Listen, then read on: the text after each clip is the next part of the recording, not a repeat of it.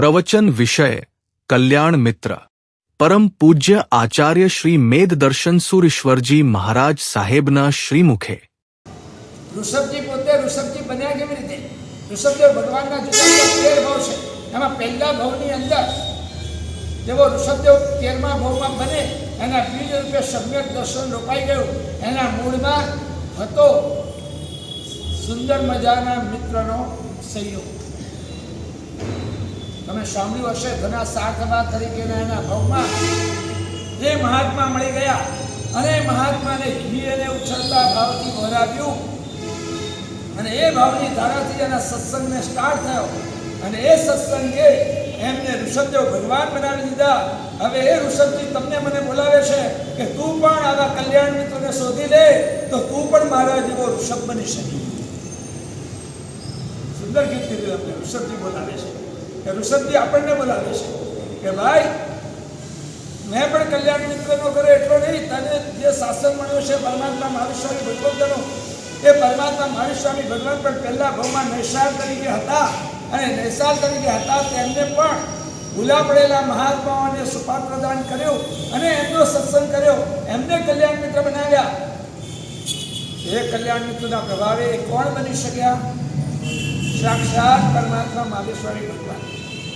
એક વાલિયાને કોઈ નારદ મળી ગયા અને વાલીઓ લૂંટારો તૈયાર નહોતો કોઈ સત્સંગ કરવા, તૈયાર નહોતો ભગવાનનું નામ લેવા.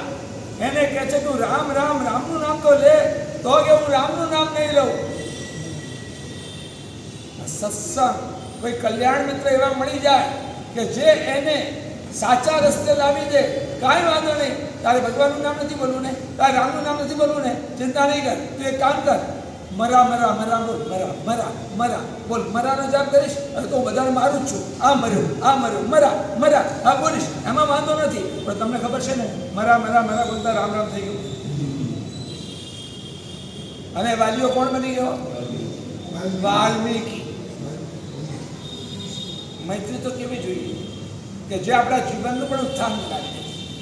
કૃષ્ણ અને સુદામાની મૈત્રી વખણાય છે કે ભૂતકાળનો એક ઇતિહાસ હતો કે જેની અંદર તમે જાણો છો કૃષ્ણ સુદામા સાથે ભણતા હતા, સાથે સંદીપની ઋષિના આશ્રમમાં આગળ વધ્યા. કૃષ્ણ તો બની ગયા 3 ખંડના અધિપતિ, સુદામા તો એક નાની ઝૂંપડીમાં રહેનારો વ્યક્તિ છે. જ્યારે તકલીફ પડી ત્યારે પત્ની ગોરાણી કહે છે જાઓ જાઓ તમારા મિત્ર પાસે, એ તો રાજા બની ગયો છે, તમને ન્યાય કરી દેશે. આ કે ના યાચક થઈને હું ક્યારે ન જાઉં, એટલે યાચક થઈને જવાનું જ નથી. તમારા પહેરવેશ જોઈને તમારા મિત્રને ખબર નહીં પડે, તમારે માગવાનું કંઈ નથી, તમારું અયાચક વ્રત છે. હું માગું નહીં તો નહીં માગતા, વસ્ત્ર જોઈને આપી દેશે.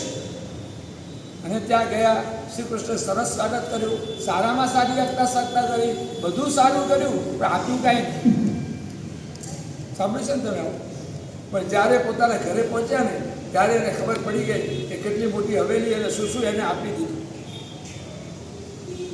મિત્ર એવા હોય કે પાછલા બાળને મદદ કરી દે ને તો પણ ખબર ના પડે. હમણાં કોઈ પાસે એવો કિસ્સો જાણવા મળ્યો કે 2 મિત્રો, આપણે ગમે તે નામ આપી દો ને, નરેશ ને મહેશ, ફોરેનથી આવ્યા, ફ્લાઇટ લેન્ડ થયું, અમદાવાદની અંદર મોટી 5 સ્ટાર હોટલમાં પહોંચ્યા. રૂમ બુક કરાવી દીધેલી હતી પહેલી, સારામાં સારી એસીવાળી રૂમમાં એ પહોંચ્યા ત્યારે રૂમમાં અસ્વચ્છતા લાગી, કોઈ ઠેકાણા ના લાગ્યા, કપડાં ગાદલા વગેરે બધા મેલા ગયેલા, અકાઈ ગયા.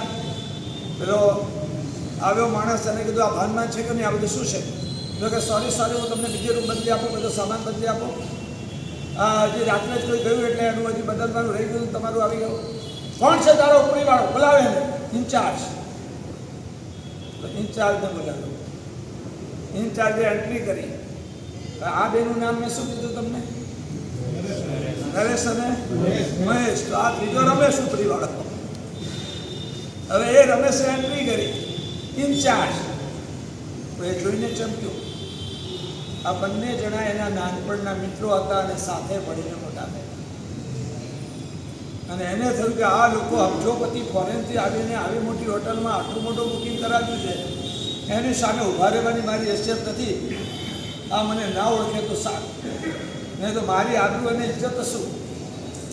એટલે નીચા મોઢે આંખમાં આંખ મિલાવ્યા વિના સર સોરી સર, ભૂલ થઈ ગઈ, તમને હું બીજો શૂટ આપું છું, બધું બતાડ્યું, ત્યાં બીજે ટ્રાન્સફર કર્યા, બધું સારી રીતે કર્યું. દિવસમાં 4 વાર આવીને સલામ કરે, સર બરાબર છે ને, સર કાંઈ જરૂર છે, સર કાંઈ આમ છે. અને પેલા 2 જણા પણ જાણે આને કોઈ ઓળખતા જ નથી, ખરેખર તો ઓળખી જ ગયેલા પહેલી જ મુલાકાતમાં કે અમારી સાથે ભણેલો આ છે રમેશ. કાંઈ એની જોડે એ નોકર તરીકે કામ કરે છે, સર કરે તો ઓકે. એમ કરતાં 5-7 દિવસમાં એમનું કામ પૂરું થઈ ગયું. જે કામે આવ્યા હતા તે આજે એમને વિદાય લેવાનો અવસર આવ્યો છે. એટલે બધા વેઇટર, બીજા કામ કરનારા બધાને બોલાવે છે બક્ષિસ આપવા. આ ઇન્ચાર્જને કીધું છે બધા જેટલા અહીંયા હોય બધાને બોલો, મારે બક્ષિસ આપી છે. હવે હું જાઉં છું. કોઈને 500-500ની, કોઈને 1000-1000 અને કોઈને 2000 એને આપ્યા, પરંતુ એને કાંઈ ના આપ્યું. એના મનમાં થયા કરે કે આ મારો મિત્ર. એને આખી સિરિયલ નજરમાં આવી.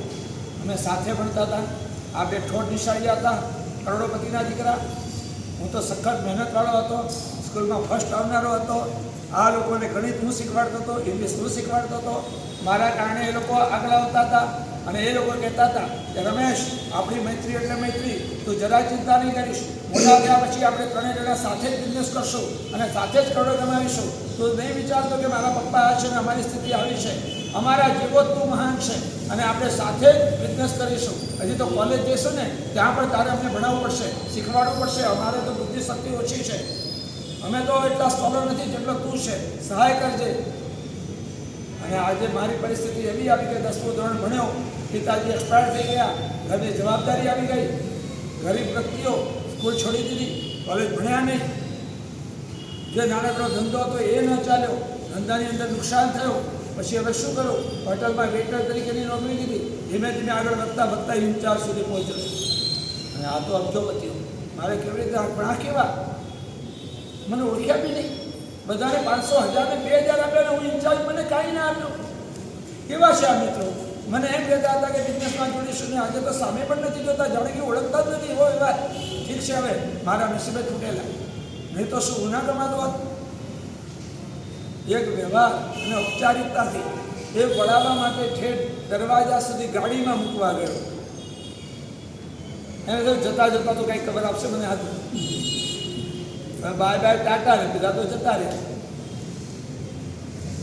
હવે જ્યારે પાછો આવ્યો, થાકી હતાશ થઈને બેઠો છે પોતાની જગ્યાએ, ત્યાં એક વેઇટરે આવી અને ખબર આપ્યું કે પેલા 2 શેડ ગયા ને એમને અમને એમ કહ્યું હતું કે અમારી ગાડી ઉપડી જાય પછી તમારા ઇન્ચાર્જને આ કવર આપજો.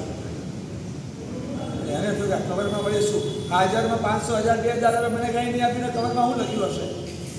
એને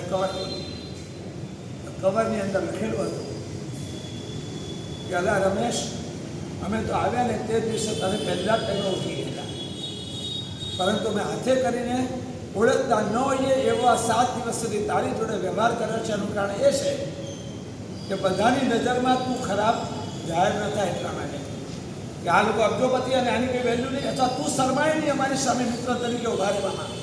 એટલે તારી ઇજ્જત સાચવવા, તારું સ્ટેટસ સાચવવા અમે તને ઓળખતા ન હોઈએ એવો જાણી જોઈને વ્યવહાર કરેલો. પણ રમેશ, તું ચિંતા નહીં કરીશ. અમે ત્યાર પછી ઘણી વાર તપાસ કરેલી કે તું ક્યાં છે, તું શું કરે છે. અમને કોઈ સમાચાર નહોતા મળ્યા. અમે અહીંયા તને જોયો. ચિંતા નહીં કરીશ, આજે પણ તું અમારો પહેલા જેવો જ મિત્ર છે. અમે અહીંયા અમદાવાદમાં 7 સ્ટાર હોટલ ઊભી કરવા માટે આવેલા. એના પ્લાનિંગ પ્રમાણે બધું અમારું 7 દિવસમાં કામ પૂરું થઈ ગયું છે. અને 1 મહિના પછી 7 સ્ટાર હોટલ અહીંયા શરૂ થવાની છે. એના મેનેજર તરીકેનો એપોઇન્ટમેન્ટ લેટર આની સાથે કવરમાં મૂકેલો છે. અને એની અંદર દર મહિનાનો 3 લાખ રૂપિયાનો પગાર નક્કી કર્યો છે. હજી કદાચ તને વધારે જરૂર હોય તો અમને જણાવજે. અને 1 મહિના પછી તારે આ ચાર્જ અને હોટલ આખી સંભાળી દેવાની છે. સમજાઈ ગયો? મિત્ર કયો સામેવાળાનું સ્ટેટસ પણ સાચવે, સામેવાળાનું સન્માન પણ સાચવે, સામેવાળાનું જરાક ખરાબ ન દેખાય એનું પણ ધ્યાન રાખે.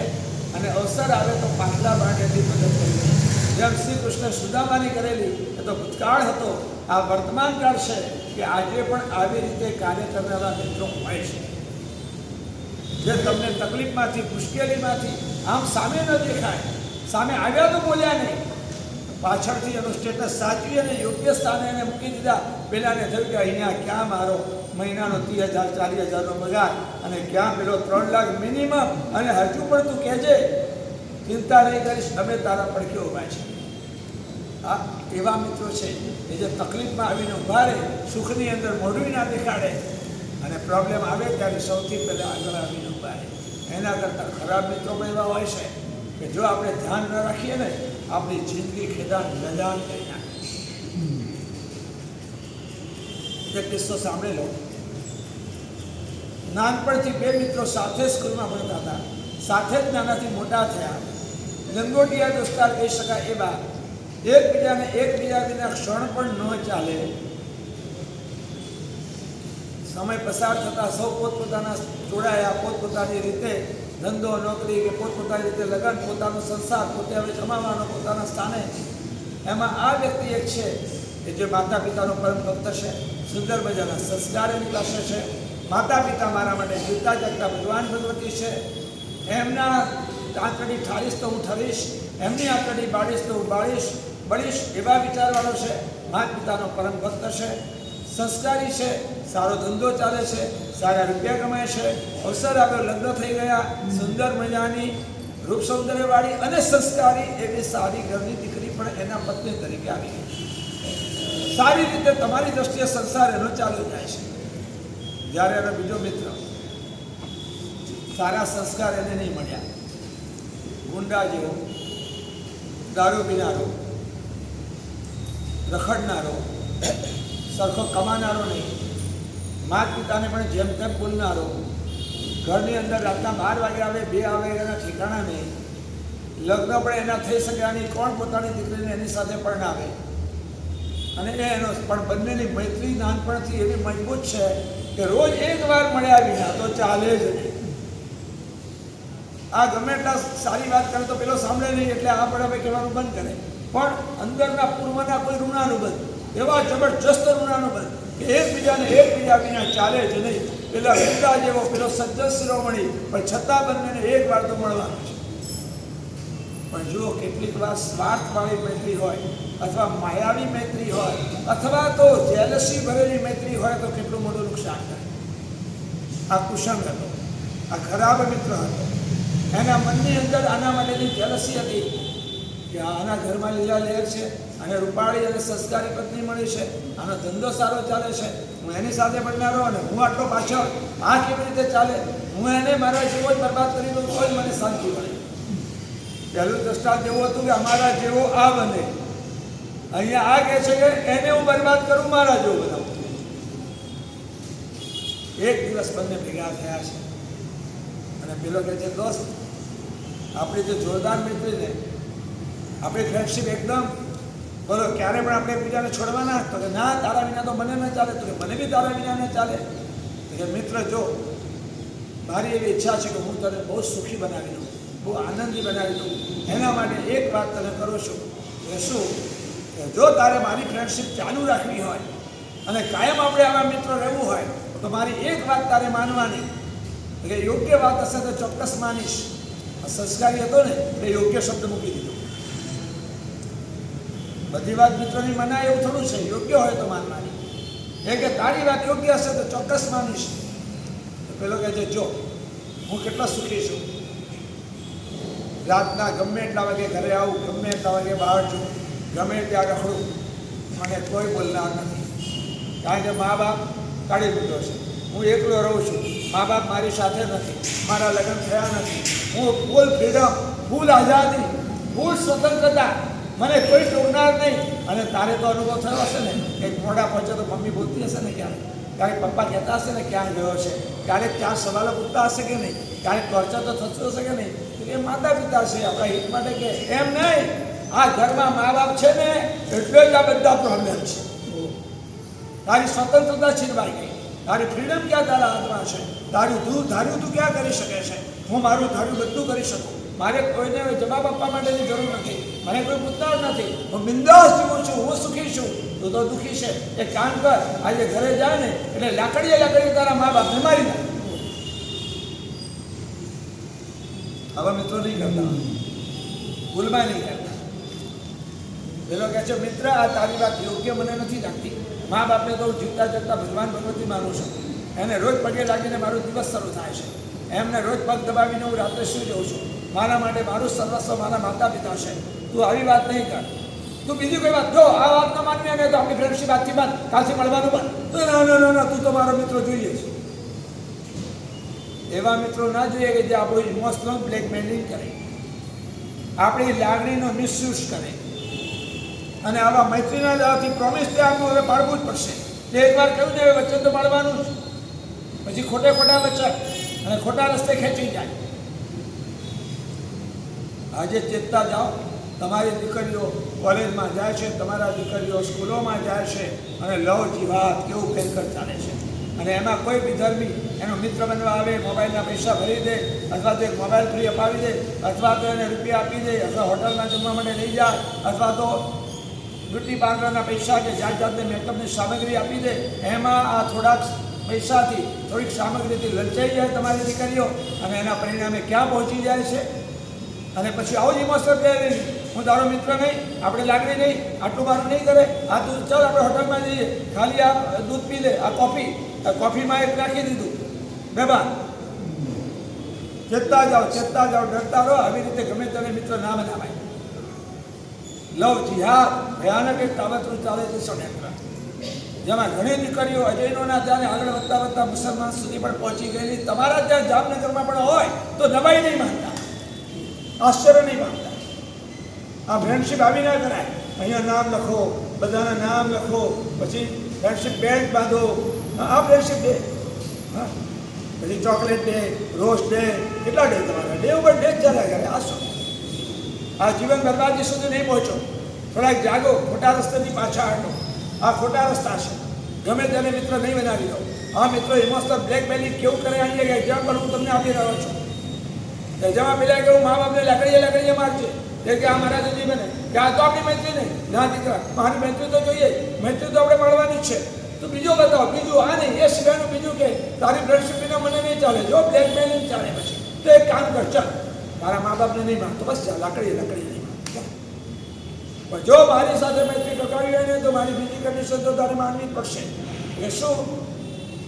એ જો મેં લગ્ન નથી કર્યા ને એટલે હું રાતના 12 વાગ્યા હું તોય ચાલે, 2 વાગ્યા હું તોય ચાલે, સવારના 4 વાગ્યા હું તોય ચાલે, અને આખી રાત ઘરમાં ના આવું ને તોય મને કોઈ જ્ઞાન નથી. બોલ, તારા ઘરે તું 2 વાગ્યા સુધી ના આવે તો ચાલે, 4 વાગ્યા સુધી ઘરે ના આવે તો ચાલે, આખી રાત તું ઘરમાં ના આવે તો ચાલે, અહીંયા હોય કામમાં ને એ ના ચાલે. તારી પત્નીને જવાબ આપવો પડે કે નહીં? પત્ની પૂછે કે નહીં ક્યાં ગયો હતો, કેમ આટલું થયું, ક્યાં મળવા ગયા હતા, કોને મળવા ગયા હતા, ક્યાં ફરતા હતા, ક્યારેક વોચ પણ કરે, 4 સવાલ પણ પૂછે. મને કોઈ પૂછે છે? બિંદાસ જેવો છું. તું હેરાન થાય છે, હું સુખી છું, તું સુખી નથી.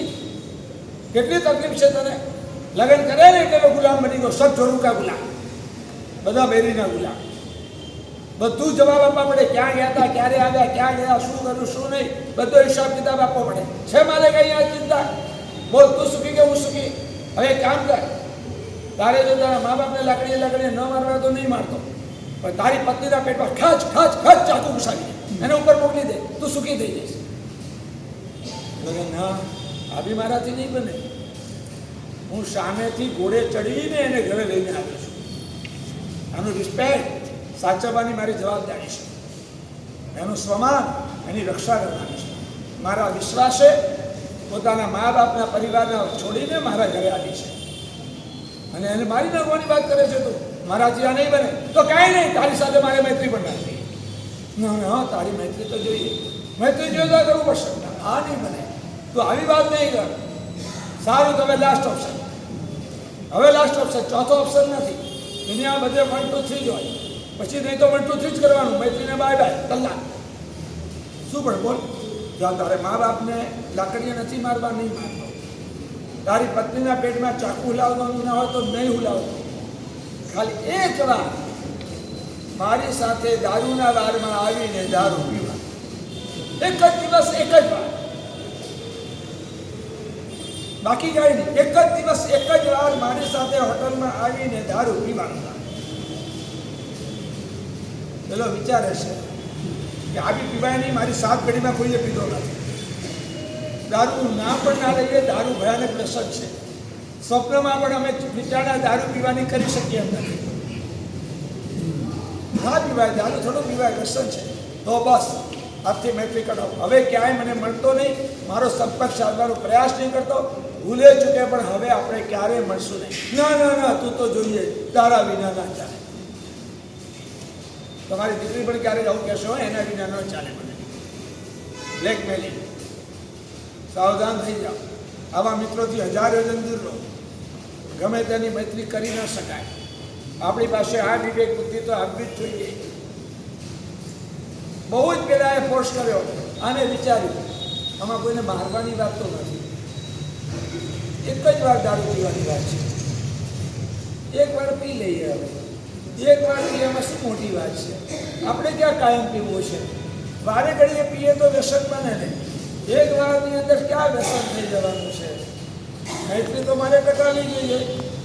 આવી રીતે જ પ્રલોભનથી લલચાતું હોય છે વ્યક્તિઓ. આવી રીતે જ માણસ છેતરાતો હોય છે. આ સ્લોપિંગ સ્ટોન છે, લક્ષણિક પગથિયું. પગ મૂક્યો એટલે બીજું સ્ટેપ, ત્રીજું સ્ટેપ, ચોથું સ્ટેપ, જેમ નીચે ખડા. સારું, હવે તું કહે છે ને, જો હવે બીજી વાત નહીં કરવાની, આખી જિંદગી આપણી મૈત્રી નિભાવવાની હોય. બીજી કોઈ કન્ડિશન આખી જિંદગીમાં હવે બીજી વાર ના થવી જોઈએ. તું કહે છે તો એક વાર તારી સાથે આવીને દારૂ પી રહ્યો છું, બસ. કોઈને કહેતો નહીં, ખાનગીમાં આપણે જઈને બતાવી આવીએ. સારું, ચલો તો ખુશ થઈ ગયો. પહોંચ્યા, દારૂનો એક પેક, એકે બીજો, બીજાએ ત્રીજો, ત્રીજાએ ચોથો, ચોથાએ પાંચમો, પાંચમા છઠ્ઠો, 7 પેક પીવાઈ ગયા. કોઈ દિવસ દારૂ નહીં પીનારો એક સાથે દારૂ પીવાની હાલત શું થાય? આંખો લાલ ઘૂમ, લથડિયા ખાતો ખાતો, આમથી તેમ લથડાતો ફૂટાતો. ઘરે આવ્યો, ઘરમાં દાખલ થયો. દરવાજા ખુલ્લા હતા. સામે માતા પિતા હતા, બ્રાહ્મણ પરિવાર. 7 પેઢીથી કોઈએ દારૂ નહીં પીધેલો. અને આની આંખો જોતા અને લથડિયાની પરિસ્થિતિ જોતા બાપ સમજી ગયો કે આ દારૂ સિવાય આ સ્થિતિ ના હોય. લક્ષણ પૂરા દારૂ પીધેલા દેખાય છે. એટલે બાપ કહે છે, એ શું થયું? દારૂ પીને આવ્યો છે? ના ના ના ના ના, સાચું હોત? ના ના, એક લાખો લગાડી દીધો. ના ના, નથી શું પીધો? તારી આંખો કહે છે. 7 પેઢીથી આપણા ઘરમાં કોઈ દારૂ નથી પીધો, તું દારૂ પીને આવે છે. શરમ નથી આવતી તને? આપણી આબરૂ, ઇજ્જત, આપણો પરિવાર, આપણા સંસ્કાર, આ શું? મેં તો એક જ પેક પીધો તો. ખોટી વાત, હજી પાછી ચૂચું બોલે છે. એટલે એટલે એટલે શું સમજો તમે?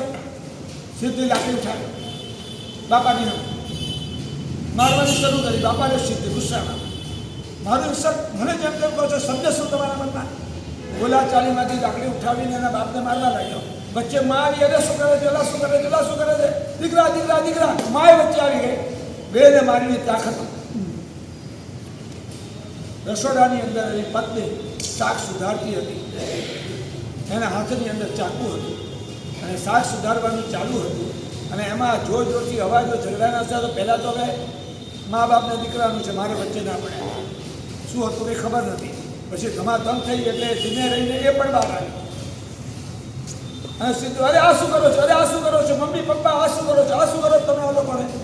પોતાના પતિને કહે છે, એમ તું પણ વચ્ચે આવી, ને તું બી લેતી જાય. એને હાથમાંથી ચાકુ લીધું, ખાચ ખાચ ખાચું લાગ્યું. શું પરિણામ આવ્યું? એની 3 ઈચ્છા પૂરી થઈ. પહેલી ઈચ્છા હતી મા બાપને લાકડીએ માર. બીજી ઈચ્છા હતી પત્નીના પેટમાં ચાકુ હલાવી દે. બંને ઈચ્છા એની પૂરી થઈ ગઈ. એક માત્ર દારૂના લતે ચોંટતો કરી. એક જ વારના. આ તો એક જ વાર છે. આ તો નાનકડું જ છે. આમાં શું થઈ ગયું? આમાં શું ખોટું થઈ ગયું? આવી રીતે નહીં કરતા. તમારી હાલત પણ ઘણી બધી એવી છે કે અહીંયા આ છોકરો જૂના જમાનાની વાત તમારી સામે કદાચ મૂકી ક્યાંક સાંભળેલી. તમારા ત્યાં આ જ કામ મોબાઈલ કરે છે. હા, તારી મૈત્રી તો નહીં છોડ, તારી મૈત્રી તો નહીં છોડ. તું તો મને જોઈએ, તું તો મને જોઈએ, તું તો મને જોઈએ. તારા વિના તો મને નહીં ચાલે. અને એમાં સ્લમ બ્લેકમેલિંગ એનું ચાલે કે તમે કંઈ પણ જોતા હો એની સાથે સાઈડમાં થોડું મૂકી દે. તમે એકવાર લલચાઈ જાઓ, આ જોવા દો ને, આ શું આવ્યું? એટલે સે ક્લિક કરો એટલે પછી પોર્નોગ્રાફી સાઈડથી બાજુ કાંઈક આવવા માંડે. તમે પછી ખસી જાઓ તો બીજા દિવસે 2 વાર આવે. પછી તો 4 વાર એ જ આવ્યા કરે, 10 વાર એ જ આવ્યા કરે, વારંવાર એ જ આવ્યા કરે. તમને આમાં રસ છે ને? વારંવાર એ જ આપ્યા કરે. ના હવે નથી જવું, ના નથી જવું. હાલો તો આ છે બીજી બને છે ને તમારા જીવનમાં. ખાલી અમે એક જોયું, એમાં શું થઈ ગયું? ખાલી મેં એમાં એક સાઈડ ખોલી, એમાં શું થઈ ગયું? મેં ખાલી એની અંદર એક જ દ્રશ્ય જોયું, એમાં શું થઈ ગયું? એ તમને ક્યાં ખેંચી જાય છે? તપાસ કરો, તમારા જીવનને તપાસો. અચ્છા ધર્મીઓની હાલત પણ, સામાયિક કરનારાની, પ્રતિક્રમણ કરનારની, પૂજા કરનારાની, પોષક કરનારાની, સારા ભાવોમાં રમનારાની પણ હાલત આ મોબાઈલથી ભયાનક કક્ષાએ પહોંચી જાય છે. નથી લાગતું? ક્યાંક તો પાછા હટો, ક્યારેક તો પાછા હટો. એવા સુંદર મજાના કલ્યાણ મિત્ર શોધો ને, કે જે કલ્યાણ મિત્ર આપણું કલ્યાણ કરે. કૃષ્ણ મળ્યો. મહાભારતની અંદર વિશેષથી વાત આવશે. તો અર્જુનનું ઉત્થાન થયું અને કર્ણને દુર્યોધન મળ્યો. કર્ણનું શું થયું? અર્જુન પણ કુંતીનો દીકરો, કર્ણ પણ હકીકતમાં કુંતીનો દીકરો. એક જ માના બંને દીકરા છે, બીજા જુદા નથી. જાણો છો ને? કુંતીનો દીકરો કર્ણ છે અને કુંતીનો દીકરો અર્જુન છે. કર્ણ બદનામ થઈ ગયો, ખતમ થઈ ગયો. કારણ કે એને મૈત્રી કોની કરી? દુર્યોધનની. અને દુર્યોધનની મૈત્રી કેવી હતી? સ્વાર્થ ભરેલી. તમે જાણતા હશો કે પાંચે પાંડવો અને કૌરવો ભણીને તૈયાર થયા, એની કસોટી માટેનો આખો સામિયાનો મંડાણો છે. અને અર્જુન મહાબાણાવલી છે, એવું પુરવાર થઈ રહ્યું છે. ત્યારે એના કરતાં પણ મહાન તૈયાર થયેલો કર્ણ ઊભો થયો છે. કોઈ અર્જુન કરતાં વધારે મહાન બાણાવલી? અને એ વખતે કર્ણ ઊભો થયો અને જ્યારે લાગ્યું દ્રોણાચાર્ય આદિને કે કર્ણની સામે અર્જુન નહીં ટકી શકે, કે મંજૂર નહોતું, એટલે કોનો દીકરો છે? રાધાનો, કે હલકી ગામનો શુદ્ધ પુત્ર છે. સરખે સરખાની પરીક્ષા થાય એમ કરી અને કર્ણનો નિસર્ગ થયો. અને ત્યારે દુર્યોધન હાજર હતો. એને થયું કે 5 પાંડવોમાંથી એકેને અમે પહોંચી વળી એમ નથી. જો આ કર્ણ મારા પક્ષમાં આવી જાય તો મારું કામ થઈ જાય. અર્જુનની સામે પડે એવો આ એક જ બળદનો બચ્ચો છે. અને એને એની મૈત્રી માટે હાથ લંબાવ્યો. હું તને અંગ દેશનો રાજા તરીકે આજે નિમું છું. હવે રાજા બંને હવે ઉત્તમ થઈ ગયા અને ચાલો કરો કશો. સાંભળી છે ને તમે? દુર્યોધને મૈત્રી કરી કર્ણની સ્વાર્થ માટે. કર્ણ સમજી નહીં શક્યો કે આ સ્વાર્થથી મૈત્રી છે. હું જેની મૈત્રી કરી રહ્યો છું એમાં થાપ ખાઈ રહ્યો છું. અને પાછળથી તો શ્રી કૃષ્ણે પણ મનાવવાનો પ્રયાસ કર્યો છે, કુંતીએ પણ મનાવવાનો પ્રયાસ કર્યો છે, છતાં પણ એ માન્યો નહીં. ખરાબ મિત્ર એકવાર પકડાઈ ગયો, કાયમ માટે પકડીને રાખ્યો. આનું પરિણામ શું આવ્યું? મેં તો કર્ણ સૌથી મોટો રાજા બનત. એટલું જ નહીં, મહાભારતનું યુદ્ધ અટકી જાત, કેટલોય ન સંહાર અટકી જાત. પણ એક દુર્યોધનની ખોટી મૈત્રી કરી દીધી કર્ણે. એનું પરિણામ ક્યાં સુધીનું ભયંકર આવીને ઉભું. સમજાયું મિત્રો? કેવા જોઈએ? કલ્યાણ મિત્રો. આપણે આ જીવનનું કલ્યાણ કરે. શેરી મિત્ર નહીં, સ્કૂલ મિત્ર નહીં, પિકનિક મિત્ર નહીં, ટૂર મિત્ર નહીં. મિત્ર જોઈએ તે કલ્યાણ મિત્ર, જે આપણને દુઃખોથી બહાર કાઢે, જે આપણને દોષોથી પણ બચાવવાનું કામ કરે. કુમારપાળ મહારાજા એકવાર એની જૈન ધર્મ પ્રત્યેની શ્રદ્ધા હચમચવા લાગી. ત્યારે વાઘભટ મંત્રીએ એવું સુંદર મજાનું કાર્ય કરી દીધું જેનાથી શ્રદ્ધા મજબૂત થઈ ગઈ. શું તે પ્રસંગ પછી કહીશ કદાચ. અભયકુમારની મૈત્રી થઈ ગઈ સુલસને. સુલસે ધંધો 500 પાડા મારવાનો છોડી દીધો. એ જ અભયકુમારની મૈત્રી આદ્રકુમારની થઈ એની વાત કરો. બાકીની બે તમે સાંભળેલી હશે કદાચ. અનાર્ય દેશમાં રાજાને ત્યાં રાજકુમાર તરીકે જન્મ્યો છે, એનું નામ છે આદ્રકુમાર. અહીંયા આર્ય દેશમાં, મગધ દેશમાં, રાજવી નગરીમાં શણિક મહારાજાને ત્યાં ચલનાથી શણિક મહારાજાનો દીકરો જન્મ્યો છે, એનું નામ અભયકુમાર. ત્યાંથી ભેટણું લઈ અને મંત્રીઓ આવ્યા છે. શણિક રાજાને ધર્યું. સુંદર મજાનું ભેટણું ધર્યા પછી જ્યારે વિદાય લઈ રહ્યા છે ત્યારે શણિક મહારાજાએ જેમ ભેટણું ધર્યું એમ અભયકુમાર પણ પૂછે છે કે ત્યાંના રાજાને કોઈ દીકરો છે મારા જેવો? તો કે છે, એનું નામ આદ્રકુમાર. કે મારે એની સાથે મૈત્રી કરવી છે, તમે અમારું ભેટણું એમને આપજો, પણ સાથે અમને કહેજો કે જ્યારે કોઈ પણ વ્યક્તિ હાજર ન હોય એવી એકાંતમાં રૂમમાં જઈ અને એકલાએ જ આ મારી કીર્ત જોવી. સારું. એમને શું આપ્યું? પરમાત્માની પ્રતિમા. કારણ કે અનાર્ય દેશમાં દેરાસર નહીં, ભગવાન નહીં, ભગવાનની પ્રતિમા નહીં. એને થયું કે મારા મિત્રોની મૈત્રી એવી મારે પેદા કરવી કે જેનો હું કલ્યાણ મિત્ર બની શકું. અને એને પરમાત્માની એક સુંદર મજાની પ્રતિમા એક બોક્સની અંદર વ્યવસ્થિત રીતે પેકિંગ કરી દર્શનીય આપી કે આની અંદર એક ભેટ હશે, મૈત્રીનો હાથ હું લંબાવું છું, તમે ત્યાંના રાજાના દીકરાને આપજો કે સૈનિક મહારાજાના દીકરા અભયકુમાર મૈત્રીનો હાથ લંબાવે છે અને એના રૂપે ભેટ રૂપે તમને આ ગિફ્ટ મોકલી છે. પણ કહ્યું છે કે એકાંતમાં કોઈ ન જતું હોય ત્યારે રૂમ બંધ કરી અને આ ખોલી. પેલા ખોલી રૂમ બંધ કરી અંદરથી પરમાત્માની પ્રતિમા નીકળી. ક્યારે પણ એને આ પ્રતિમા જીવનમાં જોઈ નથી. આ શું છે? રમકડું છે, ખાવાની ચીજ છે, પહેરવાની ચીજ છે, શું છે એને ખબર નથી. આમ તેમ ફેરવ્યા કરે છે, જોયા કરે છે, સમજાતું નથી. આ શું છે? આ શું છે? આ કેટલો શું ઉપયોગ કરાય અને કઈ રીતે જાત જાતની વિચારણા ચાલે છે. જાતિસ્મૃત જ્ઞાન થયું, ક્યાંક જોયેલું છે, ક્યાંક જોયેલું છે, ક્યાંક જોયેલું છે. અને પૂર્વભાવ આખો દેખાયો કે પૂર્વભાવમાં દીક્ષા લીધેલી, હું જૈન સાધુ બનેલો. આ પરમાત્મા વિતરાગ ભગવાનની પ્રતિમા છે. આ ભગવાનની તો આજ્ઞાનું પાલન જીવનમાં કરતો હતો. મેં આ એક ભૂલ કરી દીધી. આ ભૂલના કારણે મને અનાર્ય દેશમાં જન્મ મળ્યો. આ કલ્યાણ મિત્રો અભયકુમાર એને મને ભાન કરાવ્યું કે તારું જીવન શેના માટે છે અને તું કયું જીવન જીવી રહ્યો છે.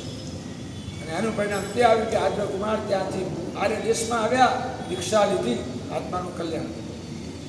મિત્ર બનવા હોય તો કેવા મિત્ર બનવું જોઈએ કઈ સમજ આવે છે?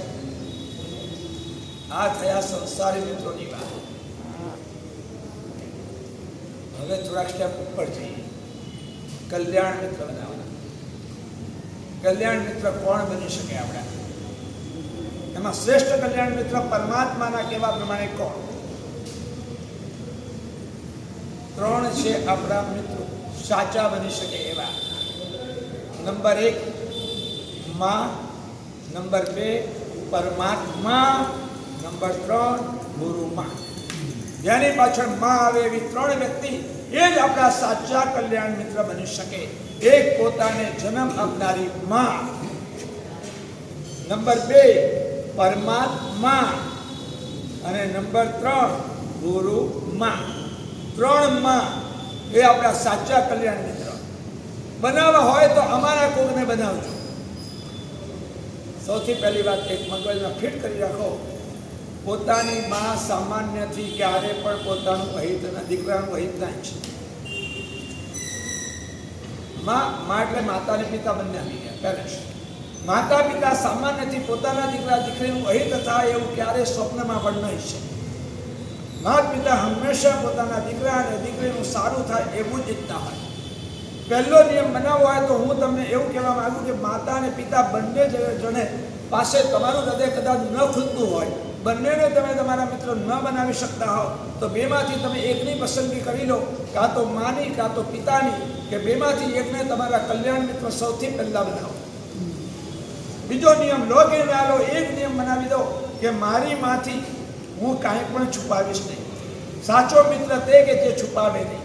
માયા મિત્રાણી નાશે. 10 વૈકારિક સૂત્રમાં સંયમ શ્રીશ્વરજી મહારાજે કહ્યું છે કે માયા કપટ એ સૌથી પહેલા મૈત્રીનો નાશ કરે. મિત્રતાને ખતમ કરનારી કોઈ ચીજ હોય તો તે માયા કપટ છે, અવિશ્વાસ છે.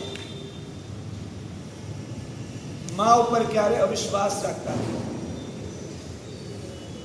કોઈ અહીંયા છોકરી હોય, છોકરાઓ હોય, ખોટા રસ્તે પહોંચી ગયા હોય, કોઈના લવમાં પડ્યા હોય, કોઈ લફડા ચાલતા હોય, તમને કહું છું તમારી મમ્મીથી અથવા પપ્પાથી જેની સામે તમે ઓપન થઈ શકતા હો એનાથી છુપાવતા નહીં. આજે જ જઈને ઘરે જઈને કહી દેજો. કદાચ એ તમને રૂમમાં લઈ જઈ અને 4 લાફા મારે તો ખાઈ લેજો. કદાચ 4 કચકચાવીને સંભળાવી દે તો સાંભળી લેજો. પણ હું તમને ગેરંટીથી કહું છું કે એક રૂમની અંદર તમને કદાચ 4-6 લાફા મારી દેશે, કદાચ 10 શબ્દો કડવા સંભળાવી પણ દેશે, પણ એ રૂમની બહાર, એ ઘરની બહાર તમારું હલકું દેખાય એવું કશું નહીં થવા દે. તમારી 100% રક્ષા કરવા તે જ માગે બાપુ મારે છે. બરાબર છે? તમને સુધારવા માટે કદાચ ઘરમાં 4 લાફા પણ મારી દેશે, કદાચ 10 શબ્દો સંભળાવી પણ દેશે, કચકચાવીને, પણ તમારા જીવનમાં થયેલી ગંભીરમાં ગંભીર ભયાનકમાં ભયાનક ભૂલ હશે એને ઘરની બહાર જોવા નહીં દે. તમારી આબરૂ અને ઇજ્જતની પૂરેપૂરી રક્ષા એ તમારા માતા અને પિતા ઘરે આવી ના દે. તો આજે નક્કી કરી દો, બધાને કેવું છે મારે, પોતાના માતા પિતાથી કોઈ પણ ચીજ ખાનગી હોવી ન જોઈએ. તમને ઘણા દીકરા દીકરીઓને મનમાં છે મારી મમ્મી વોચ રાખે છે, મારા પપ્પા વોચ રાખે છે, મોબાઈલમાં શું જોયું તું, ક્યાં ગયા હતા, કોની જોડે ચેટ ચાલે છે, શું હતું. તમે જો ખુલ્લા થઈ જાઓ, તમે એને બધું કહેતા થઈ જાઓ તો એમને વોચ રાખવાની ક્યાંય જરૂર ઊભી રહેતી જ નથી. એમને તમારા ઉપર પૂરો વિશ્વાસ છે. મારા મમ્મી પપ્પાને મારા ઉપર વિશ્વાસ નથી, નહીં તો વોચ કેમ રાખે, મને બધું પૂછપૂછ કેમ કર્યા કરે, એમને જ મારા ઉપર વિશ્વાસ નથી. તમે ભૂલો છો. તમારા મમ્મી પપ્પાને તમારા ઉપર પૂરેપૂરો વિશ્વાસ છે, 100% વિશ્વાસ છે, પણ એને તમારી યુવાન વય ઉપર વિશ્વાસ નથી. તેમને આજના જમાનાના રહેલા છોકરા છોકરીઓ ઉપર વિશ્વાસ નથી. તમારા ઉપર પૂરો વિશ્વાસ છે. નહીં સમજ્યા? તમારી ઉંમર ઉપર વિશ્વાસ નથી. કારણ કે એકવાર તમારા માતા પિતા પણ આવી પરિસ્થિતિમાંથી, તમારી ઉંમરની સ્થિતિમાંથી પસાર થયા છે અને એમના વખતે ઘણું સારું હતું તો પણ એમને અનુભવ્યું છે ક્યાં સુધીની ખરાબ સ્થિતિ હતી. આજે એના કરતાં પણ ઘણું અધોપતન જ્યારે ચારે બાજુ થયું છે ત્યારે એમની ચિંતા થાય એ સહજ છે. એમને અવિશ્વાસ તમારા ઉપર નથી, અવિશ્વાસ આ મોબાઈલ ઉપર છે, અવિશ્વાસ જે દુનિયામાં ચાલી રહ્યું છે એના પર છે, અવિશ્વાસ એમને તમારી યુવાન ઉંમર પર છે. તમારા ઉપર જરા પણ વિશ્વાસ નથી. તમે ભૂલી જાઓ. તમારી મમ્મી પાસે દોડી જાઓ, તમારા પપ્પા પાસે ચડી જાઓ. સૌથી શ્રેષ્ઠ મિત્ર મારી દ્રષ્ટિએ તમારા 24 કલાક તમારી સાથે રહેનારો કોઈ હોય તો તે તમારા મમ્મી અને પપ્પા છે. અને જેના લગ્ન થઈ ગયા હોય એના માટે પણ, એવી બહેનો માટે એમના પતિ. એને પિયરમાં નહીં કહેવાનું બધું સાસરિયાનું, અહીંયા આમ છે, અહીંયા આમ છે, આ વળગશે. લગ્ન થયા પછી સાસરિયાની કોઈ પણ વાત પિયરમાં કહેવી નહીં. સૂત્રો બનાવી દેવું. પિયરિયાની પાલખી કરતા સાસરિયાની સુણી સારી. નહીં સમજ્યા? પિયરિયાની પાલખી કરતા સાસરિયાની સુણી સારી. મારા સાસરિયાની એક પણ નબળી વાત ક્યારે પણ હું ફોન દ્વારા કે બીજી રીતે મારા મા બાપ કે ભાઈને કરીશ નહીં. મારા મા બાપને પણ કહી દઈશ કે મારા સાસરિયામાં જે છે બરાબર છે, અમારા જીવનની અંદર વચ્ચે તમે ઇન્ટરફિયર કરતા નહીં. એટલે જેના મેરેજ થઈ ગયા એને મમ્મી પપ્પાને કહેવાની જરૂર નથી, એને પોતાના પતિ, એના માટેનું હવે જીવન આવશે. એને પોતાના પતિને પોતાના શ્રેષ્ઠ મિત્ર બનાવવાના, બાકીના પોતાના મા બાપને. પોતાની માતા ક્યારે પણ ખરાબ કરશે નહીં, સ્વપ્નમાં પણ નહીં. એક જગ્યાએ એવું થયું, આજે હતી ને કોરોના, મારી મરકી એવો પ્લેગ, એ પ્લેગ નામનો રોગ એ ગામની અંદર એટલો બધો ભયાનક રીતે ફેલાઈ ગયેલો, ચારે બાજુ એટલો બધો ભયાનક પ્લેગ કે જેના કારણે ભલભલા મૃત્યુના વિચારે પડે, મારી મરવા જ લાગે. એટલે પછી ત્યાંના ગવર્મેન્ટે જાહેર કરી દીધેલું કે કોઈને પણ પ્લેગ થાય એ ચેપી રોગ છે, બીજાને પણ પ્લેગ કરી અને મોતને ઘાટ ઉતારે છે. તો આપણા ગામના સરપંચે કહી દીધું કે ગામની બહાર મોટી પર્વતનો ટેકરો છે અને પછી ખીણ છે, જેને પણ પ્લેગ થાય એ વ્યક્તિ અહીંયા આ ગામમાં ના જોઈએ, એને ગામની બહાર, નહીં તો ત્યાંથી ખીણમાં નીચે મૂકી દેવાનું, એનું આયુષ્ય પૂરું થાય એટલે ખતમ થાય. કારણ કે એ મરે વાંધો નહીં પણ બીજા 500 ના મરવા જોઈએ. અને ઓર્ડર છૂટી ગયેલો. એમાં બધું એવું કે એક દીકરાની માં એને પ્લેગ લાગુ થઈ હતો, માતાનો ભક્ત, પણ હવે કાયદો હતો ત્યાં કે આ ગામની અંદર પ્લેગ વાળી વ્યક્તિને તમે રાખી શકતા નથી. હવે શું કરવું? છેવટે એને કઠોર બન્યો કે બીજો કોઈ ઉપાય નથી. એટલે માને ઉચકી કોઈ બાનું કાઢીને ઊંધી થતી વાત કરીને ધીમે ધીમે ધીમે એ પર્વતના ઉપર ચડ્યો. ખાઈમાં ફેંકવા માટે પોતાની સગી માને હવે છેલ્લે છેલ્લે કહે છે, માં મારો જીવ ચાલતો નથી, મારી પાસે કોઈ ઓપ્શન નથી, અને પ્લેગ રોગ લાગુ પડી ગયો છે અને અહીંયાના સરપંચનો ઓર્ડર છે એટલે મારે અનિચ્છાએ દુખાતા દિલે પણ તને અહીંયાથી નીચે મૂકવી પડે છે. શું કરું સમજાતું નથી. અલવિદા, હવે આપણે સાથે નહીં રહી શકીએ. માને આખી પરિસ્થિતિ ખબર પડી ગઈ. ત્યારે માએ શું કર્યું? આ મા કીધા. માએ એમ કીધું, બેટા કાંઈ વાંધો નહીં, ખુશીથી તું મને અહીંયા મૂકી દે. તારા જીવનમાં જ મને આનંદ હશે. પણ એક વાત બેટા ધ્યાનમાં રાખજે, આ સુધી મેં તને કહી નથી, પહેલી વાર કહું છું કે તું અડદની કોઈ પણ ચીજ દીકરા ક્યારે પણ ખાઈશ નહીં. કારણ કે તને અડદની એલર્જી છે. જ્યારે તું નાનો હતો ત્યારે અડદની દાળ આપીએ તો તને તકલીફ થતી હતી, અડદના ઢોકળા આપીએ તો તકલીફ થતી હતી, અડદિયા પાક આપીએ તો તકલીફ થતી હતી. બધાને તકલીફ ના થાય, પણ તારું શરીર એવા પ્રકારનું છે કે જેના કારણે અડદ કે અડદની કોઈ પણ ચીજ તને જ્યારે મેં 2-4 વાર આપી ત્યારે એના રિએક્શન આવ્યા. ત્યારથી મેં કોઈ દિવસ તને અડદની એક પણ ચીજ ખવડાવી નથી. આ સુધી મેં કહેવાનું રહી ગયેલું, કારણ હું કહેતી નથી, બનાવતી જ નહોતી. પણ હવે હું ચાલી જઈશ અને જો ભૂલે ચૂકે તું અડદની કોઈ ચીજ ખાઈશ તો એટલો બધો બીમાર થઈશ કે તારું શું થશે એની મને ચિંતા થાય છે. એટલે માં દીકરા, હું તને મળતા કહી રહી છું કે તું ભૂલે ચૂકે તું કાયમ જીવતો રહેજે, આનંદમાં રહેજે, ક્યારે પણ તું અડદની ચીજ ખાઈશ નહીં. અને આ સાંભળીને દીકરાને થયું કે હું માને મારવા નીકળ્યો છું અને મળતી માં મને જીવાડવાની પ્રયત્ન કરે છે. હું કેવો નપામત, હું કેવો નાલાયક કે મારી માને મારવા નીકળ્યો અને મળતી માં મને મરું નહીં એની કાળજી લઈ રહી છે. હવે ગમે તે થઈ જાય, મારે એને ખાઈમાં નથી નાખી. હું એને લઈ આ ગામ છોડીને જંગલમાં જઈશ અને ત્યાં એની સેવા કરીશ. ગામમાં રહેવાની ના છે, ગામની બહાર જવું તો મને કોણ અટકાવે એમ છે.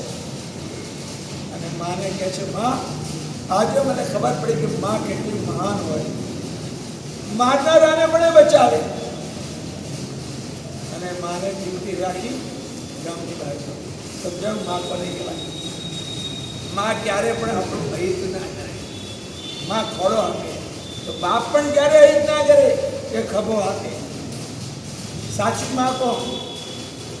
જે પોતાના દીકરાને વારંવાર એના બાપની પાસે મોકલે એ સાચી માં. સાંભળજો તમે. હવે તમે તો ઊંધું કરો, તોફાન મસ્તી કરતો કરવા દો અને પછી એના પપ્પાનો આવવાનો ટાઈમ થાય ને, ચૂપચાપ ભણવા બેસી જાઓ, તારા પપ્પા આવશે બોલશે, હા ચૂપચાપ ભણવા બેસી. આવું કરનારા અહીંયા બેઠા હશે. જો તોફાન કહીશ તો તારા પપ્પાને કહી દઈશ. શું કરવા? એના મનમાં પપ્પાનો ડર ઘુસાડો છે. તમે બહુ વહાલા બનવા જાઓ છો. એના મનની અંદર બાપનો આટલો ડર કેમ ઘુસાડો છો? સાચી માં તે કે જે દીકરાના મનમાં બાપનો ડર જરા આપણે ઘૂસવાના નથી. સાચી માં તે જે દીકરા દીકરીને વારંવાર એના બાપા પાસે, પિતા પાસે મોકલ્યા જ કરે. એના મનમાં ખોટું કરવાનો ડર જોઈએ, પિતાનો ડર ના જોઈએ. એનો ભેદ સમજ્યા? ખોટું કરવાનો ડર હોવો જોઈએ, પાપ કરવાનો ભય હોવો જોઈએ, પણ બાપનો ડર ન હોવો જોઈએ. માને પ્રેમ હોય ને, એ બાપને પણ દીકરા પ્રત્યે પ્રેમ હોય જ છે. નથી હોતો એવું માનવાને કોઈ કારણ નથી. એકવાર એવું બન્યું, બનેલી સત્ય ઘટના. 15-16 વર્ષનો એ દીકરો આજે શેર બજારથી કમાણી કરવી છે. કોલેજમાં ભણતા સાઈડમાં પણ પાર્ટ ટાઈમ. એના મિત્રો મળી ગયા શેર બજારમાં. ચાલો આ શેર પકેટ મની નીકળી જશે, થોડું કામ લાગશે ઘરમાં. ચલો વગર મશીને રૂપિયા કમાયા કરો. એટલે આ શેર લેવા, આ શેર લો, આ શેર લો, અહીંયા. પણ એક વાત કરતા હતો સૌ મિડલ ક્લાસ અને એક સાથે 40,000 રૂપિયાનું. આજથી 15 વર્ષ પહેલાની વાત છે કે 40,000 રૂપિયા દેવાનું મોટું નુકસાન થઈ ગયું. હવે પોતાના મિત્રોને ચૂકવવાના છે. 40,000 રૂપિયા આવે, ચૂકવવા કેવી રીતે? બાપા નોકરી કરે છે, પગાર એટલો જ છે કે જેમાં ઘરનો ખર્ચો નીકળ્યા પછી સામાન્ય બચત માંદગી પૂરતી હોય તો વાત જુદી. આમાં બધો ખર્ચો 40,000 બાપા વર્ષોથી માંગવા કેવી રીતે? અને બાપાને પૂછ્યા વિના તો સાઈડમાં કરતો હતો શેર બજાર. એક બે વાર બાપાને ખબર પડી, બાપા બોલ્યા તો હા હું છોડી દઉં છું એમ કે બાપાને ઊંધું બનાવેલા. હવે કેવી રીતે હિંમત કરે કે બાપુજી મને આપો ને 40,000? એક શોર્ટકટ હતો. કોણ? મમ્મીને બધું કહેવાય. મમ્મી તો વાલી, મમ્મી કાંઈ નહીં બોલે. એટલે જઈને એની મમ્મી પાસે પહોંચ્યો. મમ્મી આવું થયું છે, 40,000 રૂપિયાનું નુકસાન, 40,000 આપવાના છે. પપ્પાને કે 40,000 રૂપિયા મને અપાવો, હું એને ચૂકવી દઉં. એ તો મને એ લોકો ચૂકવા નહીં દે, મારી પાછળ પડ્યા છે એ લોકો. મમ્મી કહે છે એને, તારા પપ્પાને વાત કર. ના, પપ્પાને નહીં, તને વાત કરું. તું કર, તારે કરી દે તો તું પપ્પાને વાત કર. પપ્પા પાસેથી પૈસા અપાવ, હું પપ્પાને નહીં કરું. પપ્પા એક વાર મને ના પાડી દીધી બધાને, તો મેં કર્યું. હવે હું કહીશ તો પપ્પા ગુસ્સે થશે કે લાફા લગાવી દેશે. ના, હું નહીં કહું પપ્પાને, તું કે. ના, હું નહીં કહું, તારે જ કહેવું પડશે. કેમ, તારા પપ્પા નથી? હું તારી મમ્મી છું, તારા પપ્પા નથી? તું શું કરવા પપ્પાથી આટલો ડરે છે? જો માને જેટલો પ્રેમ હોય ને એટલો જ બાપને દીકરા પ્રત્યે પ્રેમ હોય. તું ગભરાઈશ નહીં. જા, તારા પિતાજીને કે ગભરાય છે શું કરવા? ના, મને ડર લાગે. ના, મને ડર લાગે. હું મારા પિતાને નહીં કહું, પપ્પાને નહીં કહું. ચિંતા નહીં કર. ચાલ, હું પાછળ આવી ઉભી રહીશ. તને કાંઈ તકલીફ પડશે તો તારા બે મિનિટમાં હું છું, પણ તારે જ વાત કરવી પડશે. કેમ માને છે કે પપ્પાને પોતાના દીકરા પ્રત્યે પ્રેમ ના હોય, મમ્મીને જ હોય? આજે મારે તને અનુભવ કરાવો છે. આ વાત હજી તું અને હું બે જ જાણીએ છીએ. હમણાં તું જાય એટલે કાલે એવું ના લાગે કે મેં તારા પપ્પાને સમજાવ્યા છે ને પછી એ પ્રેમ બતાવી રહ્યા છે. હમણાં તું જા, તારી પાછળ છુપાયેલી હું પાછળ ઉભી રહીશ. જરૂર પડશે તો તારા સપોર્ટમાં ઉભી રહીશ. પણ દીકરા, પપ્પાને વાત તારે જ કરવી પડશે. કેમ ના કરે? પપ્પાથી ડરવાનું કેમ? પપ્પાને પણ એટલો જ પ્રેમ હોય જેટલો મમ્મીને હોય. જેટલો મને તું લાડકો છે એટલો જ તારા પિતાજીને લાડકો છે. તું જરા પણ તારા પપ્પાને અન્યાય ના કરી શકે. જા તું. અતિશય માનો આગ્રહ થયો એટલે દીકરો ગયો એના પપ્પા પાસે. માં પણ પાછળ આવીને ઉભી રહી ગઈ છે. એ બોલવા દે, માં તારે બોલવા, હું નહીં બોલું, કશું નહીં બોલું, તારે જ બોલવું પડશે. ભૂલ તે કરી છે તો તારે કબૂલ કરવાની. તારી ભૂલ છે તો તારે માફી માંગવાની. મારે મારી મોડે કેમ બોલાવે છે? હું છું તારા સપોર્ટમાં, એટલું કહી દઉં છું. બાકી તારે ને તારી વાત રજૂ કરવી પડશે. અને પેલો ગયો કે જે ફેફે થતો હતો, અંદર તો ડરતો હતો, પછી જાતી રંજન થઈ ગયો હતો. પપ્પા, અરે બેટા શું છે? બોલ. પપ્પા, તમે ના પાડી તું કયા શેર બજારનું કરવા ગયો અને એમાં 40,000 રૂપિયા મારે આપવા પડશે, છે નહીં મારી પાસે. અને ત્યારે એના પપ્પા એ દાખલા આંસુ અને પોતાની કબૂલાત જોઈ અને માથા ઉપર હાથ રાખીને કહે છે, બેટા એમાં નથી થાય, ક્યારેક નુકસાન પણ થાય, ચિંતા નહીં કરીશ. 40,000 આપવાનું છે, હું આપી દઈશ. હું પણ નાનો હતો ને ત્યારે અમારાથી પણ આવી તો ભૂલો થતી નહોતી થતી એવું નહીં. થાય, તારાથી પણ ભૂલ થઈ.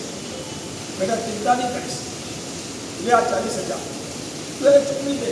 પણ બેટા આપથી એટલું નક્કી કર કે હવે પછી તારે શેર બજાર કરવું હોય તો હું ના નથી પાડતો, કરજે. પણ આટલી રકમ તને કહું છું, એટલી રકમથી બહાર મને પૂછ્યા વિના તો આગળ નહીં પડે, કે જેથી કરીને આપણે જેટલું પહોંચી વળીએ ત્યાં સુધી આપણે આગળ વધી શકીએ.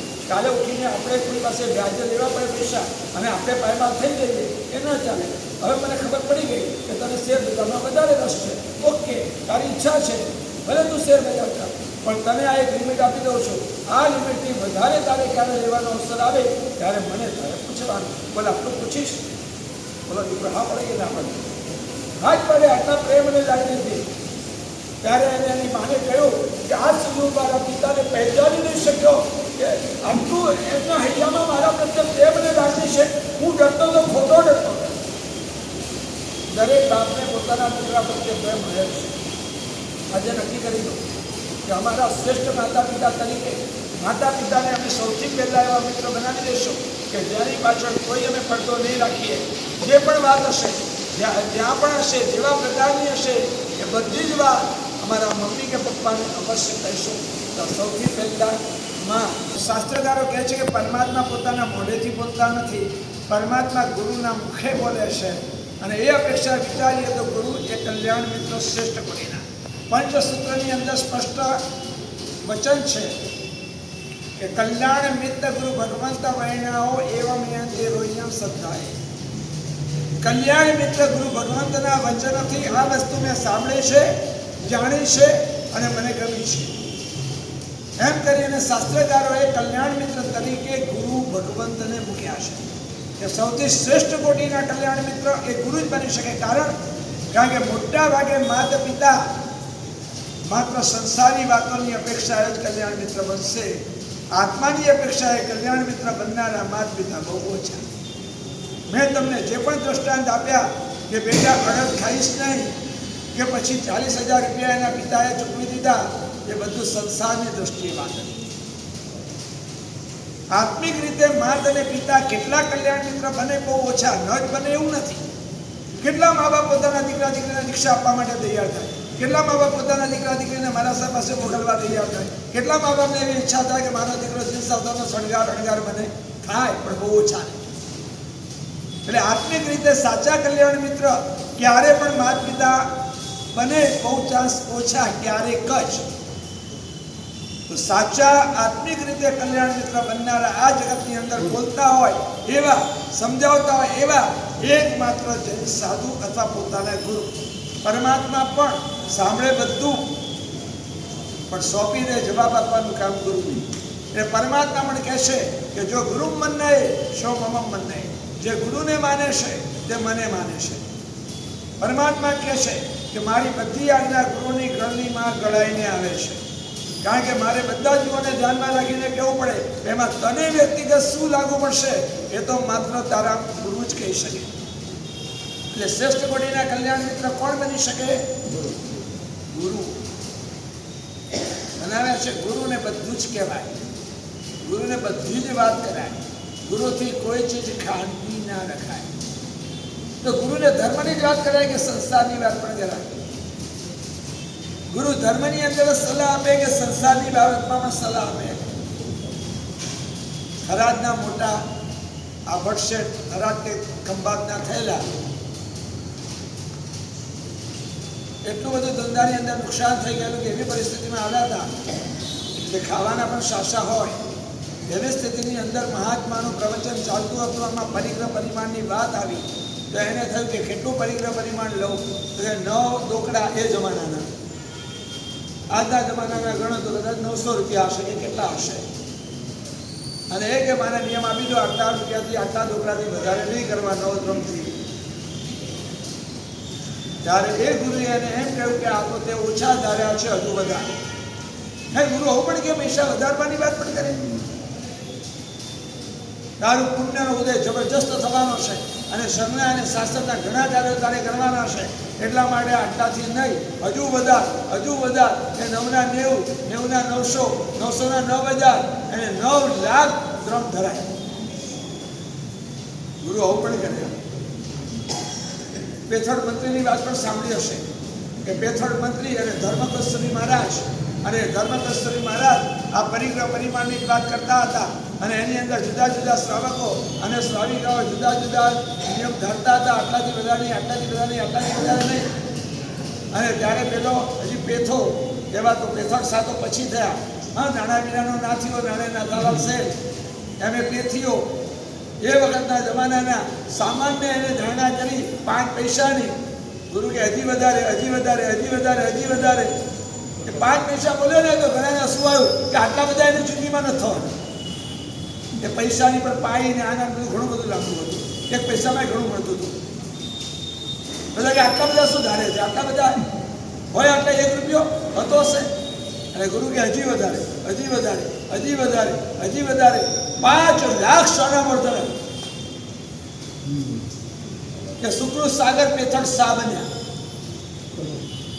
કે જેને આ ગિરનાર તીર્થની રક્ષા કરવા માટે ઇન્દ્રમાળનો ચઢાવો 56 ધડી સોનામાં બોલી અને શ્વેતાંબરનું તીર્થ જાહેર કર્યું. તમે સાંભળ્યું છે?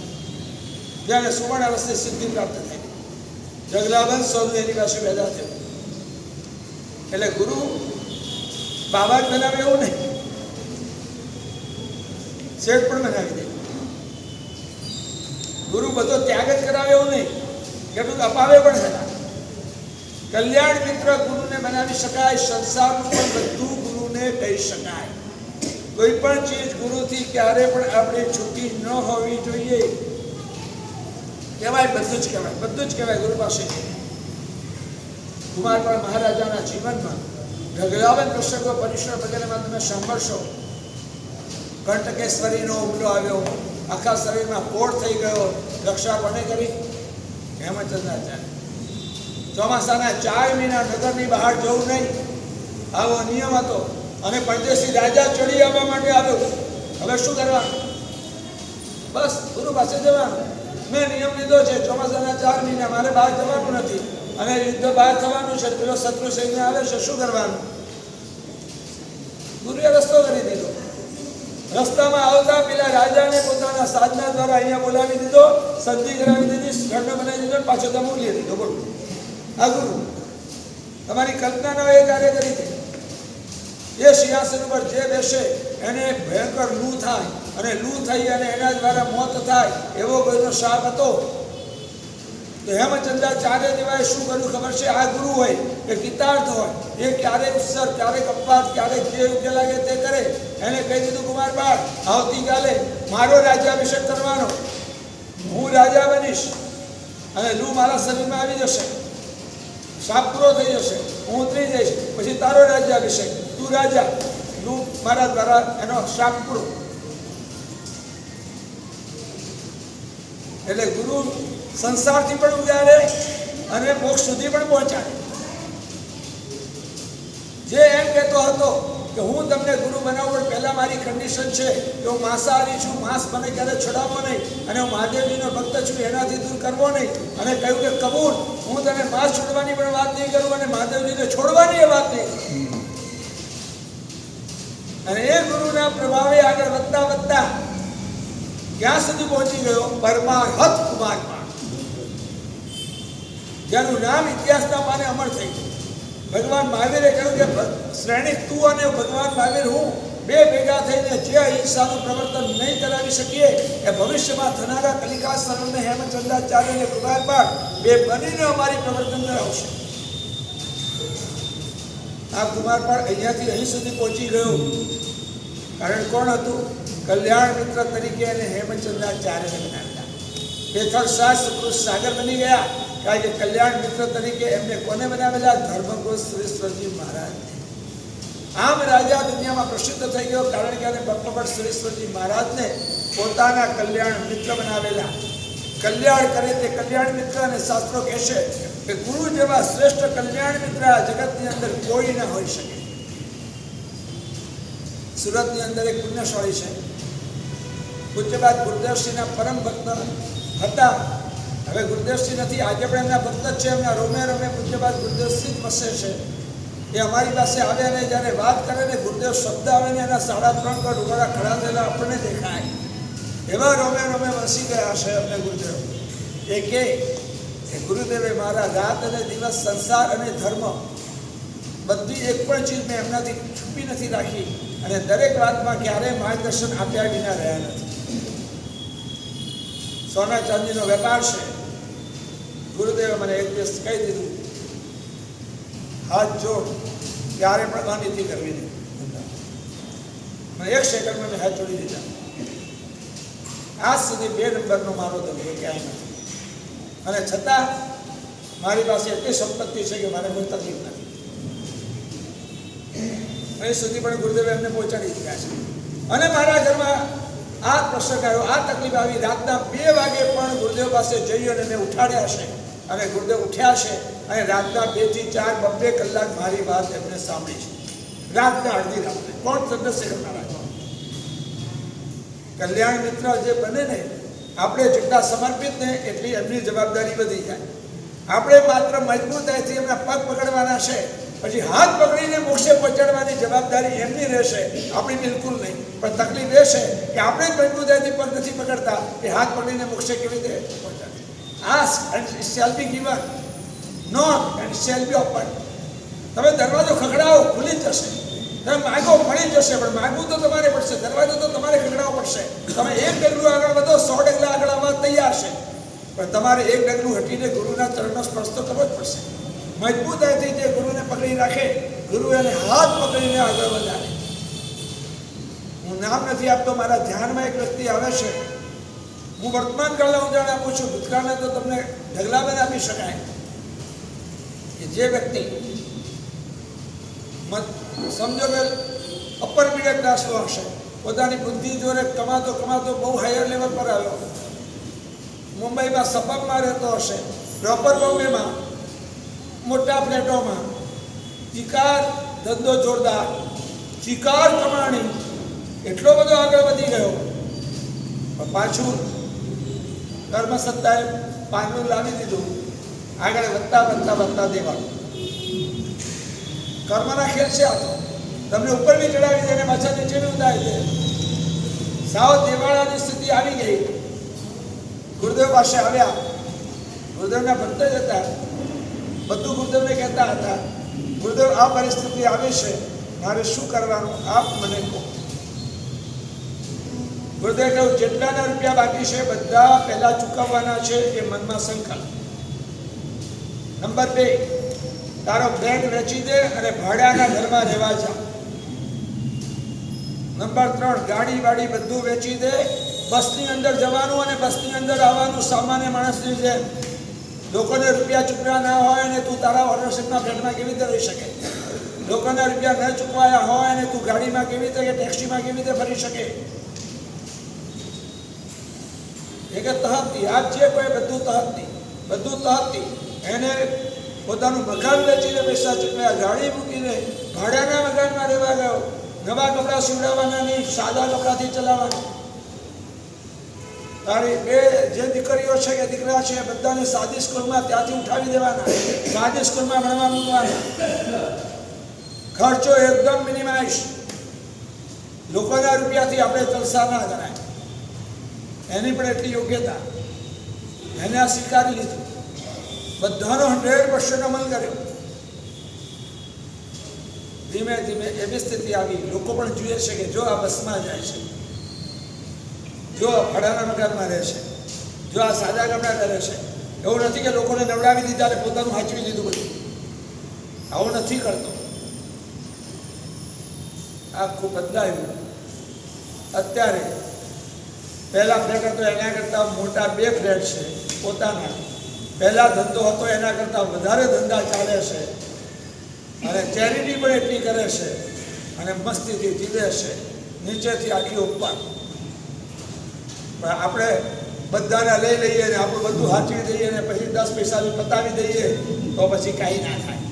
એ કલ્યાણ મિત્ર ગુરુ હાથ પકડીને ઠેઠ ઉપર સુધી પણ પહોંચાડે, નીચે ગયેલા ખાલી નામ ન અપાય કોઈને, એટલે હું નામ નથી આપતો. એ વ્યક્તિ મારા નજર સમક્ષ તરફ રહેશે કે મેં જાતે અનુભવ કર્યો છે, જાતે સાંભળ્યું છે. એક વાર એવી સ્થિતિ હતી કે પોતાના દીકરા દીકરી જે સ્કૂલની અંદર જાય, એનો બર્થડે હોય અને આગલા દિવસે પપ્પા કાલે બર્થડે છે, તો બધા ક્લાસમાં કંઈક આપવા માટે સારી ચીજ ગિફ્ટ આપો, અને પપ્પા કે બેટા આપણી પાસે સ્થિતિ લે, સામાન્ય બિસ્કિટ આપું છું. અરે બધા આવું આવી ચોકલેટ ને આવું લઈ આવે ને નાનું બિસ્કિટ. હા બેટા, આજે આ બિસ્કિટથી જ આપણે ચલાવવાનું છે. આંખમાં આંસુ સાથે.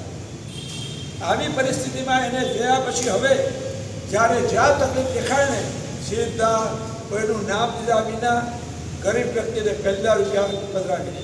કોઈ તકલીફમાં છે અને પહેલાં, કારણ કે પોતાના જીવનમાં એને તકલીફનો સાક્ષાત અનુભવ કરે છે. હોય આવી પણ ગુરુનું કામ શું? ગુરુનું કામ એ સમાધિ આપવાનું સૌથી પહેલાં, સાંત્વન, આશ્વાસન, એની પ્રસન્નતા વધારી દેવાની. બાકીનું બધું આગળ જશે. હવે આપણે નક્કી કરવાનું છે કે ગુરુને આપણે બધું જ પૂછાય. હા, મેનું પણ પૂછાય. લગ્નનું મેનું પૂછાય. હા, લગ્નનું મેનું પણ પૂછાય. સગાઈ કરતાં પહેલાં જવાનું ગુરુ પાસે, હું આની સાથે સગાઈ કરું, પૂછાય ગુરુને? હા, ના પૂછાય. સગાઈ કરવાનું એ પૂછવાનું. ગુરુ શું કે? હા કરે. ચિંતા નહીં કરો. હિતાર્થ ગુરુ હોય, વૈરાગી ગુરુ હોય, પોતાના ગુરુની આજ્ઞામાં રહેલા ગુરુ હોય, પરમાત્માના ભક્તે ગુરુ હોય, શાસ્ત્રના જ્ઞાની ગુરુ હોય, આપણને ક્યારે પણ આપણું અહિત થાય એવું એક પણ વાક્ય કહે નહીં, આપણા જીવનને નુકસાન થાય એવું ક્યારે પણ સલાહ આપે નહીં. પહેલાં એ મજબૂતાઈ કરી દો. જેમ મેં કહ્યું, મા બાપ આપણું ખોટું કરે નહીં, એ સાંસારિક દ્રષ્ટિએ. ગુરુ આપણું સાંસારિક અને ધાર્મિક અને આત્મિક કોઈ બાબતની અંદર આપણું ખરાબ થાય એવું જરા પણ થવાના નહીં. એવો વિશ્વાસ, એવી એક શ્રદ્ધા અંતરની અંદર મજબૂતાઈથી પેદા કરી. ગુરુ શું કરે? મેનુ બનાવે નહીં, પણ તમારું બર્થડેનું પણ મેનુ બતાવો, મેરેજ એનિવર્સરી ડેનું બતાડો અને મેરેજ નાય બતાડો. તો ગુરુ એની અંદર અપક્ષ હોય તો કે આ ના બનાવાય, શ્રીખંડ જોડે મગની દાળ ના બનાવાય, વિદર થાય. તો વસ્તુ શ્રીખંડ કાઢી નાખો તો બાકીનું બધું જ ચાલે, કાંઈ વાંધો નહીં. અને શ્રીખંડ કરો તો બાકીનું બદલી નાખો. બધું એક બદલવું હોય તો શ્રીખંડ કાઢો, અને બધું બદલવું હોય તો બાકીનું બદલો. ગુરુ તમને પાપથી બચાવે, ગુરુ તમને દુઃખોથી બચાવે, ગુરુ તમને દોષોથી પણ બચાવે. ના બચાવે એવું નહીં, બધી જગ્યાથી બચાવનાર આપણા આ જગતની અંદર કોઈ આવીને ઊભું હોય તો તે માત્ર ને માત્ર ગુરુ. આના સાથે સગાઈ કરવાનું વિચાર્યું છે, કરતા પહેલા પૂછાય. પૂછવાની વાત છે, કહેવાની વાત નથી. આપણે કહીએ ખરા, આપણે પૂછીએ નહીં. કહેવામાં અને પૂછવામાં શું ફરક? કહેવાનું એટલે નિર્ણય આપણો છે, અને પૂછવાનું એટલે તમે અમારો નિર્ણય બદલી શકો છો. પૂછવાનું એટલે હા અને ના બંને પાડવાનો તમને અધિકાર છે, તો જ પૂછવું કહેવાય. અને કહ્યું એ કહેવાય કે આ નક્કી છે, તમારે ખાલી સાહિત્ય આપી દેવાની છે, રાષ્ટ્રપતિ જેમ રપસ્ટર મારી દેવાનો. ગુરુને બધું પૂછવાનું. થઈ ગયું હોય તો પછી જાણ કરવાની. બગડી ગયેલું પણ સુધારવાની તાકાત ગુરુમાં છે.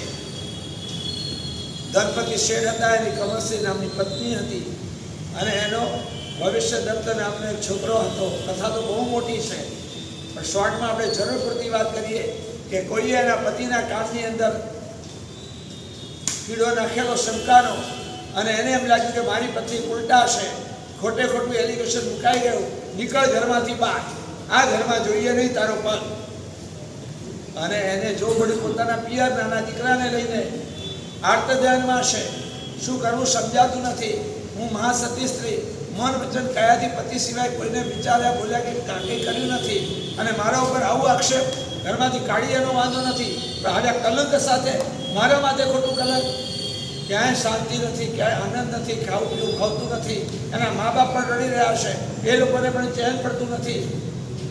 અને ત્યારે એક સાધ્વીજી ભગવત એ ગામમાં વધાર્યા હશે સુવ્રતાશ્રી નામના, અને સુવ્રતાશ્રી સાધ્વીજી પાસે ખાલી એમને ગયા કે સાધ્વીજી મહારાજ છે, આપણે આપણા દુઃખની વાત કરીએ, કાંઈક આપણને આશ્વાસન આપશે. અને એવા ભાવથી ગયા, અને સાધ્વીજી ભગવંતે એમને સમયા. પ્રેમ આપવો એટલે સમયા. આપણે બીજું કાંઈ દૂર ના કરી શકીએ એના દુઃખોને. કોઈ જ આપણી પાસે હેલ્પ કરવાની શક્તિ ન હોય, આટલી તો હોય ને, કમસે કમ સામેવાળાની વાત સાંભળીએ, સામેવાળાના દુઃખને સાંભળીએ. એમને બધું સહાનુભૂતિ સાંભળ્યું. જ્યારે કોઈ દુઃખ લઈને આવે ને, ત્યારે એને સલાહ નહીં આપવી, એને સાંત્વન આપવું. જ્યારે કોઈ પોતાની મૂંઝવણની વાત કરે ને, ત્યારે એને સોલ્યુશન આપવાનો પ્રયાસ કરવો, પરંતુ એને સલાહ આપવાની વાત નહીં કરવી. આ સાધ્વીજી મહારાજ આ જાણકાર હતા. એમ નહીં કીધું તારા પાપ કર્મનો ઉદ્દેશ હવે ભોગવ, ગયા ભાવની અંદર પાપ બાંધ્યું હશે એટલે હવે જો તારી ઉલટાનું કલંક આવ્યું ને તારે જોવું પડે. જો સીતા ઉપર બી કલંક આવેલું ને અન્ના ઉપર બી કલંક આવેલું, સહન કર, હવે શાંતિથી કર્મ હટી જશે ને એટલે બધું પતી જશે. આપણી વાત નહીં કરી. એમને કહ્યું કે બેન કાંઈ ચિંતા નહીં કરો, જો આવું ખરેખર કર્યું તો ખોટું કહેવાય, પણ ધર્મની બધી તાકાત છે, બધા દુઃખો દૂર કરવાની તાકાત ધર્મમાં છે. જો આપણે ધર્મને મજબૂતાઈથી કરીશું તો બધા પ્રોબ્લેમ સોલ્વ થઈ જશે. અને કોને મારે શું ધર્મ કરવો? જ્ઞાન પંચમીની આરાધના કરવી. કારતક સુદ પાંચમથી શરૂ થાય, એને સૌભાગ્ય પંચમી પણ કહેવાય. તારા પતિએ કાઢી મૂકી એટલે તારું દુર્ભાગ્ય કહેવાય. હવે દુર્ભાગ્ય અને સૌભાગ્યમાં પલટવું હોય તો સૌભાગ્ય પંચમીની આરાધના કરવાની. કે મારે સૌભાગ્ય પંચમીની આરાધના કરવા માટે શું કરવાનું? તો કે કારતક સુદ પાંચમની પહેલાં ચોથ હોય, પછી છઠ હોય. ચોથના દિવસે પણ એકાષ્ટું કરવાનું, પાણે પણ એકાષ્ટું કરવાનું, પાંચમના દિવસે ચોથ ભક્ત એવો ઉપવાસ કરવાનો, પરમાત્માની એક પ્રકારની પૂજા કરવાની, થઈ શકે તો ઔષધ કરવાનો, જીનવાણી સાંભળવાની. આ સૌભાગ્ય પંચમી આખી જિંદગી કરી શકાય, અથવા તો 5 વર્ષ 5 મહિના અને 5 દિવસ પણ કરાય. એટલી પણ અનુકૂળતા ના હોય તો ખાલી 5 મહિના પણ કરાય.